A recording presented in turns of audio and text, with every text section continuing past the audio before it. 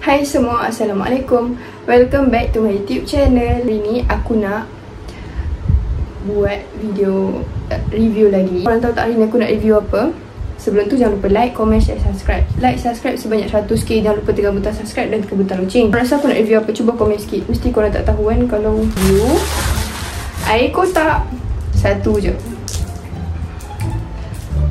air kotak. Macam hari tu jenama, korang tengok jenama apa? Drinho.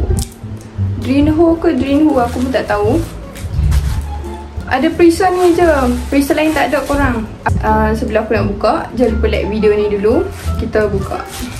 Nampak? Tak apalah. So flavor drink with orange juice. Aku tak mau membuang masa sangat. Bismillahirrahmanirrahim. Jom kita minum sekarang.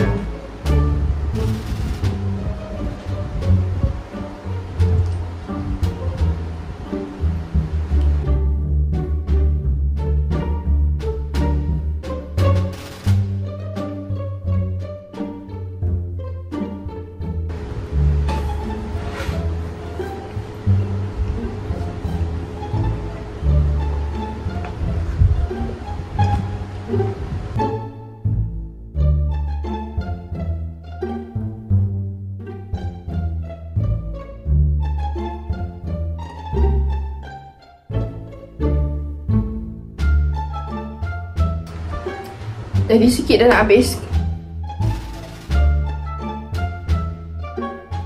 Korang, aku nak tanya, korang suka tak aku buat video review air kotak? Minggu ni aku buat video straight lah sampai Raya Haji. Lepas Raya Haji aku tak pastilah aku aktif YouTube ke tak. Aku sibuk korang, aku sibuk. Masa sebelum Raya Haji tak boleh buat video lah. Susah nak post. Sebab tu aku post lambat. Lepas Raya Haji aku nasib baik tak busy. Habis minum, aku nak bagi rating. Aku rate berapa? Aku rate dalam rasanya 10/10. Air ni dia tak adalah rasa macam manis ke apa ke kan. Cuma dia rasa, bagi aku dia rasa orange. Korang pernah minum air ni tak? Air orange ni lah. Kalau korang pernah minum, sila komen kat bawah. Yang nak cuba minum, boleh je korang nak cuba. Korang komen juga, korang rating berapa. Tu je aku review. Sampai sini saja video baru aku. Kita jumpa pada hari seterusnya pula.